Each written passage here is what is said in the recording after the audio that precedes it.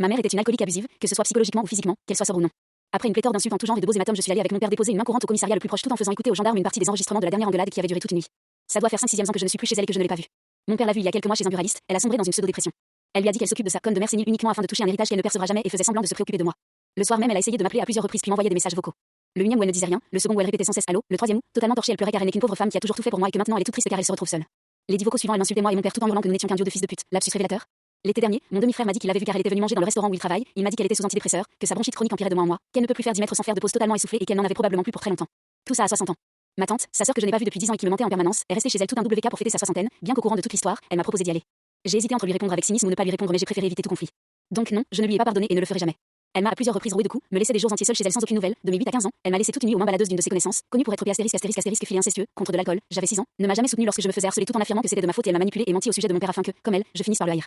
Elle m'a brisé, aujourd'hui encore j'en garde des séquelles et des traumatismes qui me poursuivront probablement encore longtemps.